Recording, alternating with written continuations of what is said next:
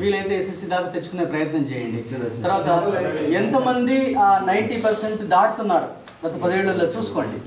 ఎంతమంది జాయిన్ అవుతున్నారు దాన్ని బట్టి ఏమవుతుందంటే పిల్లల కృషి కాకుండా ఉపాధ్యాయుల కృషి కూడా తెలుస్తుంది.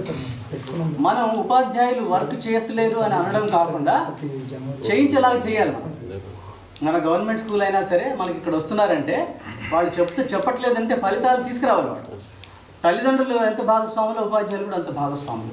వాళ్ళు తెచ్చేలాగా మార్గాలు ఉన్నాయి.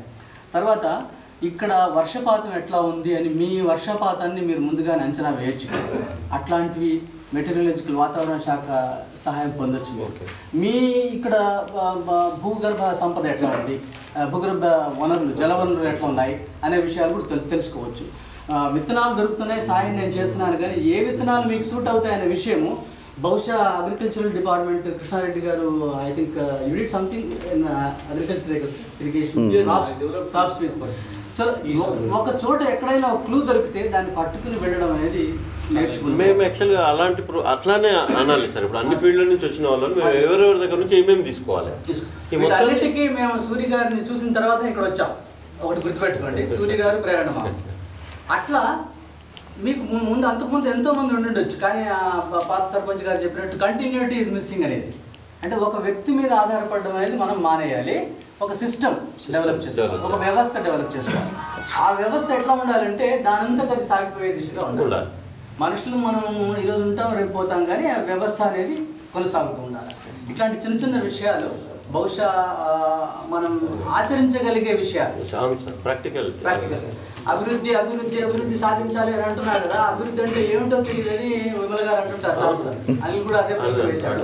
చిన్న చిన్న విషయాలు మన గ్రామంలోకి రావడానికి వేరే వాళ్ళు ఎవరైనా విజిటర్స్ సందర్శకులు వస్తే చాలా చోట్లలో టూరిజం అని డెవలప్ చేస్తారు.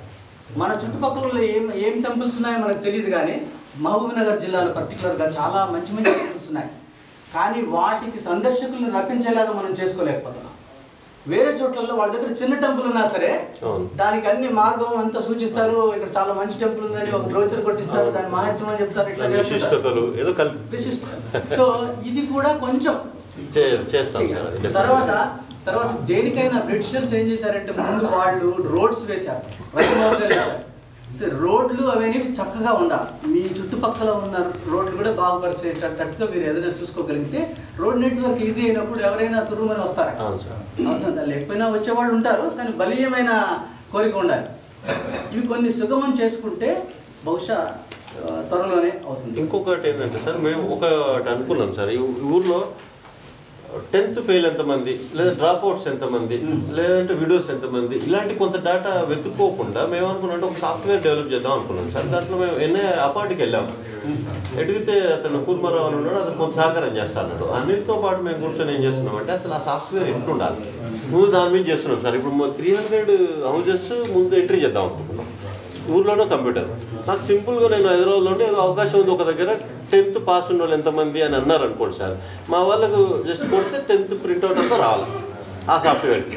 లేదు 4 ఎకరాల వాళ్ళు ఉన్న వాళ్ళు ఎంతమంది, దాంట్లో తరుణ్ వాళ్ళు ఎంతమంది, దాంట్లో ఇది ఆ టైప్ ఆఫ్ పూర్తిగా విలేజ్ పిక్చర్ కోసం ఒక సాఫ్ట్వేర్ ప్రయత్నం చేస్తున్నాం సార్. అది కూడా చేస్తే బాగుంటుంది, ప్రయత్నం చేస్తున్నాం. అది కూడా ఈ భాగంగానే డెవలప్మెంట్ భాగంగానే. శానిటేషన్ గురించి ఇక్కడ హాజీపల్లి విలేజ్ హాజీపల్లి విలేజ్ మన జిల్లాలోనే అద్భుతాలు జరుగుతున్నాయి. తెలియదు హాజీపల్లి నేనేం చేస్తున్నాను తెలుసా, ఇక్కడ వచ్చిన తర్వాత నా ఒకటే ప్రయత్నం, I'm trying to bring all the departments, అన్ని డిపార్ట్మెంట్ ఒక చోట తీసుకొస్తున్నాను. నేను వేరేం చేయట్లేదు. కావాల్సింది కూడా అదే. ఇక్కడ రూరల్ వాటర్ సప్లైలో వాళ్ళకి ఒక టోటల్ శానిటేషన్ ప్రోగ్రామ్ ఉంది. ఆయన కష్టపడుతున్నారు. ఆ ప్రోగ్రామ్ అయినా ముందుకు తీసుకెళ్ళకపోతున్నారు.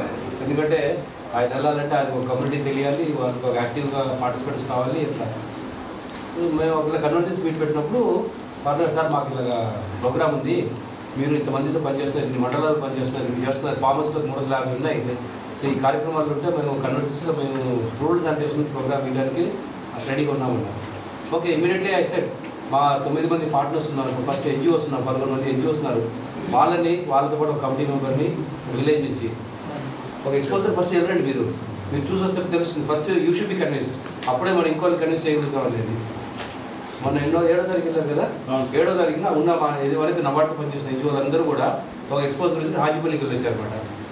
హాజీపల్లిలో ఇప్పుడు కూడా వెళ్తే ఒక్క టాయిలెట్, అందరి ఇంటి టాయిలెట్ ఉంది, roads are neat and clean. బయట ఎవరు చేస్తేనే 500 రూపాయలు ఫైన్. ఆ లేడీ గ్రామ సర్పంచ్ అమ్మాయి జంగమ్మ అని, she got president award from Pratibha Patil. ఇవన్నీ మన జిల్లాలో. ఇప్పుడు అలాంటి ఒక కార్యం మీరు కావాలంటే ఏం చేయాలంటే ఎవరైనా సరే you should form some teams, మన యాక్షన్ టీమ్స్. అంటే this person take care of the sanitation, this person take care of the education, అలాంటి చిన్న చిన్న టీమ్స్ తయారు చేసి those people will be having that task.